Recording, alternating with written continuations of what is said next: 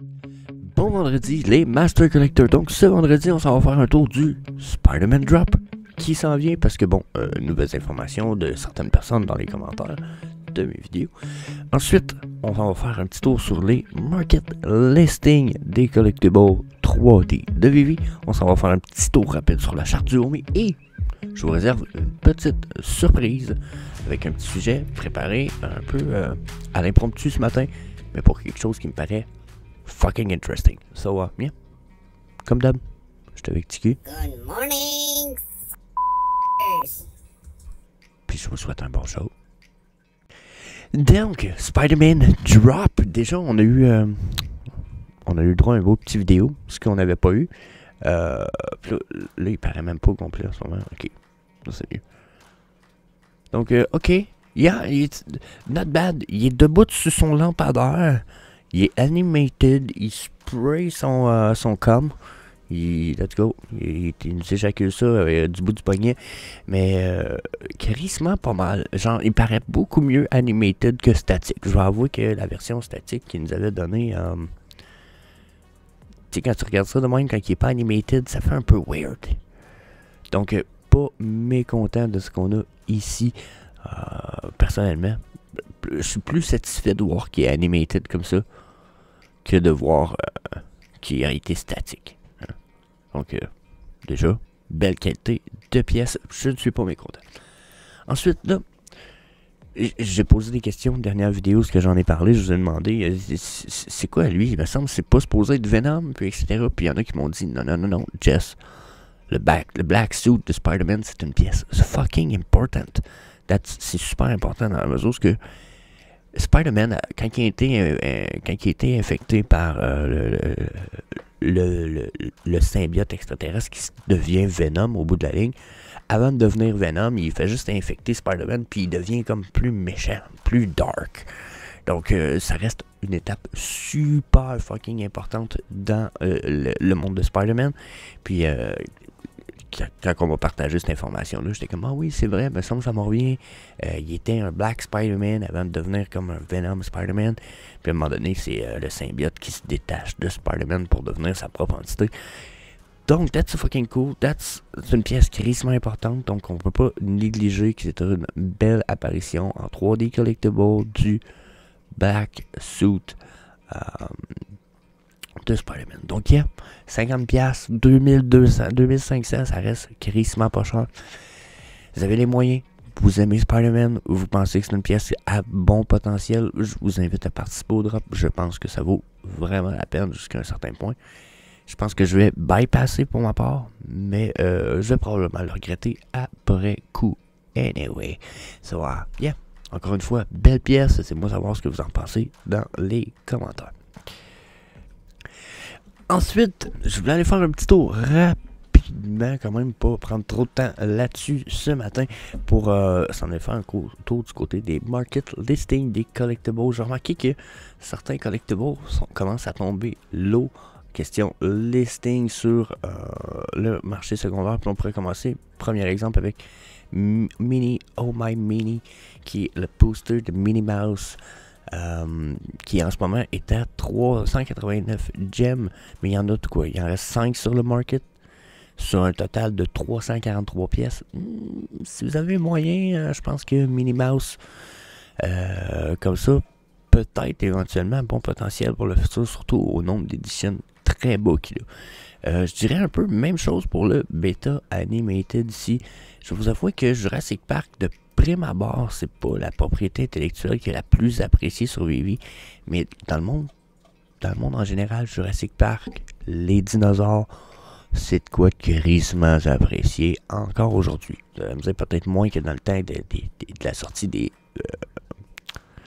films de Jurassic Park, il y a déjà 15-20 ans, mais quand même, crissement pas négligeable si vous voulez mon avis. Je pense qu'on a juste pas la bonne communauté en ce moment sur Vivi. Mais juste donner un exemple du jeu Ark Survival Ascended. C'est un jeu complètement tourné alentour des dinosaures, sur le fait d'attraper, de dresser des dinosaures, puis de les faire évoluer, puis les utiliser dans le combat. Puis c'est un des jeux qui a encore genre 30 000 joueurs par jour. Je pense qu'on pas négligeable les dinosaures comme ça. Donc, yeah, 2 petites pièces quand même, je pense, intéressantes. 3e page, on a-tu d'autres choses intéressantes? Bon, bien entendu, on a les Iron Funko. Celui-là, c'est le Black and Gold qui vaut 3000$ en ce moment. Il y en a seulement 7% sur le listing en ce moment sur le market. Bien entendu, je vous invite pas à aller payer 3000$. Mais en même temps, si vous avez 3000$ puis vous l'évaluez en ce moment, il y en a 50 éditions seulement. Pour moi, that's a big deal. C'est une super grosse pièce. C'est le Todd de Iron Funko. Et je les attends, les prochains Funko Pop. Je les attends impatiemment, mais pas trop en même temps, parce que je sens que mon budget va pleurer. Mais je les attends, les prochains Funko. Regardez ici justement le Marvel Iron Man 18 pouces Gold, qui est à 158$. Il y en a 8 total sur le market listing. Donc on tombe dans des listings de stuff qui deviennent de plus en plus rares. On n'a pas... pas rare dans la mesure où que, oui, il va avoir le listing, il va finir par remonter parce que les gens vont vouloir vendre. Mais pour l'instant, c'est un peu comme quand on parle du Bitcoin. Il y a beaucoup plus de holders en ce moment qu'il y a d'acheteurs, vendeurs. Même chose pour le Iron Funko. Je pense que les prix sont excellents pour une excellente raison et que ça va monter. Je pense que les prix sont bas en ce moment parce que les gens réalisent pas. Un peu comme dans le temps où on a eu le Todd qui est resté à 100$ pendant plusieurs semaines. Donc, à évaluer. Ensuite, on a-tu d'autres pièces de même? Attendez un peu que je survole tout ça, là. En fait, je pourrais arrêter là puis me servir d'une chose ici qui est présente à l'écran. Je pourrais me servir de Bubble. Bon, pour ceux qui connaissent l'histoire de Bubble, Bubble valait 100$ à un moment donné. J'ai eu la possibilité d'en acheter 10. C'était mon plan, je voulais en acheter 10. Puis je me suis dit, ah non, c'est juste Bubble, ça vaudra pas dans la merde. Mais je l'avais fait en me disant, ça peut avoir du potentiel, tu sais. Il y en avait vraiment pas beaucoup dans ce temps-là. Il y en avait 600, tu sais. Une pièce commune à 600 morceaux comme ça, c'était comme, my goodness, c'est rare. Il y en a vraiment pas beaucoup. Puis j'étais prêt à payer 100$. Finalement, je les ai pas achetés. Avoir acheté les 10 Bubble à 100$ chaque, j'aurais fait 10 000$. J'aurais fait quand même pas peu d'argent. Si Bubble, qui en a 600, qui est une propriété intellectuelle de merde, que beaucoup de monde s'en fout des Powerpuff Girls, peut monter à 1000$ du collectible. Je pense qu'il y a des pièces avec 600 collectibles qui ont le potentiel de monter quand même assez haut et d'aller même rattraper Bubble. Je verrais bien Bubble à un moment donné, le prix chuter assez bas, ok, que d'autres pièces vont le dépasser de façon magistrale. Ok, regardez, un White Backstab Habit qui est pas connu vaut quand même 149$. On a des choses qu'il y en a 800 éditions qui valent beaucoup moins cher que ça, puis qui sont beaucoup plus connus que ça en ce moment. Okay, juste ici, on a du Nemo, 555 éditions pour le cadre. C'est un cadre, c'est son défaut. Mais 19 gems. On est à 149 gems ici pour un lapin avec un couteau dans le cul. 19 gems, du Nemo. 149, le lapin avec un couteau dans le cul. J'aime les Labbits. Je veux pas critiquer, mais je pense qu'on a des pièces comme ici. On a Minnie Mouse Platinum Moment. Il y en a 1900, ça vaut 200 que. Donc, vous voyez, je pense que y a des pièces qui ont beaucoup plus de potentiel en ce moment puis qui sont vraiment négligées. Bien entendu, regardez les low mint ou les éditions quand même assez basses. C'est là où je pense que vont être placées les meilleures chances. On peut regarder le Lilo et Stitch poster. Il y en a 641. On est à 100 gems. 100 gems pour Stitch. Stitch qui reste quand même un des personnages les plus appréciés de tout Disney. 100 gems. Donc, on est dans le poster, peut-être, dans les me je comprends les posters. Moi, apprécié. Mais il y a sûrement des pièces 3D collectibles qu'on peut évaluer, puis qui ont le même nombre de mints, puis qui sont aussi qui ont un aussi bon potentiel. Donc, à ne pas négliger d'être faucheux. Regardez, on a un autre Nemo aussi, Time for School. Temps pour l'école, il y en a 555 éditions pour 20 gems. 20 gems, putain, c'est ridicule. Donc, évaluez tout ça. Je pense qu'on a encore des belles pièces sur le market. Je pense même que le market est probablement en train de chuter un peu plus. Exemple, les Iron Funko qui avaient monté à 70, qui sont redescendus dans les 40 gemmes, à évaluer. Regardez, Radiator Spring, 630 gemmes pour 355 pièces. Il a déjà été à 447 déjà. Puis on n'a pas eu ça durant une bull run encore. Là. La bull run, elle s'est pas passée. Puis il a déjà monté à 400 gemmes, ce poster-là. Donc, yeah. Évaluez les pièces. Faites votre travail. Do your own research. Bien sûr, vous le savez, tout ça n'est pas des conseils financiers. Mais ce n'est que mon avis personnel. Ensuite, on s'en va sur le Homie. Donc là, pour ceux qui suivent un peu le Homie, vous le savez, la dernière charte que j'ai faite, on était sur la chandelle rouge qui est ici. Puis je vous ai dit, là, on va avoir une nouvelle exchange, MECX qui s'en vient, on va avoir une fake pump, parce qu'on était sur la chute, on était en train de chuter ici. On avait même, regardez, ici c'est mes multi-time frames stochastiques ici. On était en train de chuter, et notre long time frame était dans le bas, et ici aussi, on était en train de chuter, on était même en train de regagner de la puissance sur la chute, qui avait perdu de la puissance selon notre MACD. Donc, pour de vrai, là, on vient d'avoir une fake pump. Puis cette fake pump-là, après ce qu'on peut voir, surtout avec le MACD, n'a vraiment pas de pouvoir. Et c'est déjà en train de rechuter et de retourner dans les prix plus bas que ce qu'on était. Donc, plus bas que ce qu'on était.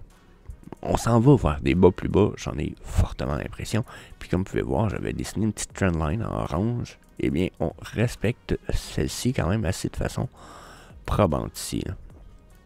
OK. Donc, mon avis, c'est qu'on s'en va sur la downtrend. Si je vous mets des EMA, eh bien, les EMA ne sont vraiment pas dans le bullish non plus. Donc, vous voyez ici, on avait eu un Golden Cross. Donc, ça, c'est bullish. Sauf que là, nos chandelles, ils ont crashé toutes les lignes de EMA qui est ici. Les lignes de EMA, c'est ceux que je fais flasher en ce moment. La verte, c'est la ligne de 55. La jaune, c'est la 89. Et la blanche, c'est la 233. Là, on a crashé la blanche, qui est la 233, qui est très importante. Et en plus de l'avoir crashé, on a eu la pump de MECX et on est en train de la recrash. Donc, si vous voulez mon avis, ce n'est pas bon signe pour le Homie. Surtout qu'on n'a pas de nouvelles pour le Homie. Donc, c'est un peu ça le gros du problème, c'est qu'on n'a pas de nouvelles pour le Homie. Donc, n'ayant pas de nouvelles, attendez-vous à du FOD, de façon de parler. Du FOD, ce qui va nous ramener le Homie vers le downtrend. Donc, je suis dans le dubitatif. Le Homie s'apprête à chuter. Probablement pour une des bonnes dernières fois avant d'aller tester pour un haut plus haut. Mais mon avis est quand même assez clair, net et précis. On va aller toucher des bas plus bas en ce moment. On va probablement retourner dans les zones de 0. Là, on a déjà tourné 0. On a touché 0,07 sur le weekly. Donc là, je m'attends peut-être à aller dans le 0,06. 0,006, excusez, j'ai oublié un 0 depuis tantôt. Donc non, je vais être franc avec vous, je m'attends vraiment à retourner, perdre un chiffre, de passer de 0,6, de 0,7 à 0,6 sur mon hobby. Je suis presque dubitatif. Surtout qu'on n'a pas de VVverse News.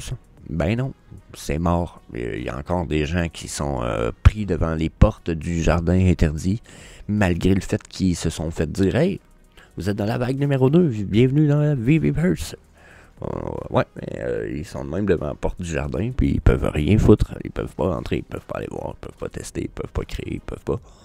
Fuck all. Donc, yeah. Pas de bonne news. Ben, ça va être une bonne news pour le Homie, parce qu'on s'en va sur des bas plus bas. So, yeah, là, je vous amène à ma petite surprise, parce que je vous ai préparé un petit quelque chose ce matin. Ce que je vous ai préparé, c'est un petit quelque chose un peu particulier, qui est un peu nouveau sur la chaîne, mais qui fit dans ma passion du stuff 3D collectible. Donc on switch vers un nouveau projet un petit peu ce matin, parce que je pense que ça vaut la peine de vous présenter certains Pokémon du projet Illuvium. Ce ne sont pas bien sûr des Pokémon, ce sont des Illuviaux. Donc là, il y en a qui vont être comme quoi, hein? C'est quoi? C'est-tu des images 2D, etc.? Non. Là, je vais vous en présenter quelques-uns vraiment cool. On parle par exemple de Mamou ici, Squeeze ou Mijol, que j'adore beaucoup. Ce sont 3 de mes préférés. Donc là, on n'a pas l'image 3D. En ce moment, on n'a pas l'animation 3D. Mais moi, je les ai vus en jeu. Dites-vous qu'ils sont vraiment toutes animated 3D. Donc, vous voyez, Mamou est une espèce de mammouth que vous allez pouvoir évoluer, qui est un mélange de air et de psychique, qui va vous permettre de vraiment de booster votre board, votre tableau de jeu dans le jeu Illuvium, avec des évolutions quand même assez incroyables. Si vous regardez la dernière au bout, à l'air d'une espèce de gros mammouth, quoi, qui est caché par ma tronche de cake, une espèce de gros mammouth avec des... Alors, je peux pas grossir l'image. Oui, je peux la grossir un peu. Hein? Checkez ça. Checkez le badass mammouth. Fuck yeah. Puis, pour ceux qui savent pas, Illuvium va être 3 jeux. Ok, où tu vas avoir la possibilité de collectionner ces Illuviaux-là. Et ces Illuviaux-là, il va y avoir des saisons dans le jeu d'Illuvium. C'est une chose qui est importante, c'est le pourquoi je vous en parle ce matin. C'est que je pense qu'il y a des Illuviaux comme ça avec un esti de bon potentiel qui vont gagner très rapidement en valeur quand le jeu va sortir, parce qu'il n'y a aucun NFT disponible en ce moment tant que le jeu n'est pas sorti. Ils ne veulent donner aucun avantage à personne avant le jeu. Donc, pour revenir à ce que je dis, ce qui est important, c'est que dans Illuvium, il va y avoir plusieurs saisons. Ce qui veut dire que dans chaque saison, il va y avoir, exemple, 1 million total de Illuvium de créer parmi toutes les Illuviums. Une fois que ces Illuviums-là ils sont utilisés dans le jeu, eh bien, ces Illuviums-là ne seront plus recréés. Il va y avoir une nouvelle vague avec de nouveaux Illuviums. Ce qui fait que les Illuviums de la saison 1, une fois qu'ils vont avoir été presque tous utilisés et attrapés, il va falloir les acheter seulement par les gens qui en ont déjà, qui en possèdent déjà. Et, chose importante, il y a un processus de burn dans les NFT d'Illuvium, dans les Illuviales. C'est que, exemple, vous voyez Squeeze la petite pieuvre au bout, là, jaune mauve, là. Ça en prend 3 que tu mixes ensemble pour avoir un Octius que vous voyez ici dans le milieu. Puis ça prend 3 Octius pour faire un Ophisto. Fait que pour faire un Ophisto, ça prend 9 Squeeze, 9 du petit au début. Donc, je sais pas si vous comprenez que certains Illuvium vont devenir vraiment populaires, vraiment nice. Il y a certaines personnes qui vont vouloir garder des Illuviaux jeunes. Regardez Mjol ici, le petit espèce d'ours polaire avec son... on dirait un peu un ours qui vient du film les Portes de Narnia, là. OK? Donc, my goodness. Genre, on a des astis belles créatures, j'ai envie de vous dire, qui vont avoir un processus de burn, qui a possibilité de collectionner, puis qu'il y a un jeu en arrière de ça. Donc, ils ont de la utility dans le jeu, ces astis de Pokémon-là. Donc, je vois un bon potentiel à ce projet qui existe déjà depuis un bon moment. Regardez Scoriox, l'espèce de serpent ici. Là. Hein, il est-tu pas cool? Donc, un esti de bon projet qui est sur le bord de sortir en avril ce mois-ci, le 18 si je ne me trompe pas, on a le droit à la première bêta ouverte. Bêta ouverte, ça veut dire bêta pour tout le monde. Tout le monde. Donc, moi j'ai déjà accès à la bêta régulière et je vous avoue que le jeu est incroyable. J'en ai déjà fait un petit peu sur la chaîne, mais je vous le dis, c'est à ne pas négliger. Le potentiel de ce jeu va être incroyable. Et je pensais que ça valait la peine de vous en parler sur la chaîne, puisqu'il y a un processus de burn et de rareté et de collection. On est des collectionneurs, on aime les créatures. Checkez comment il y en a qui ont l'air badass. Puis là, on n'a même pas les... J'ai envie de vous dire, c'est même pas... certaines images sont des vieilles images. On en a des versions améliorées maintenant, avec des versions 3D beaucoup plus intéressantes. Donc, yeah. That's it. That's all, je vous laisse là-dessus, la gang. Je vous dis peace. Puis à la semaine prochaine. Hey, see you later, alligator.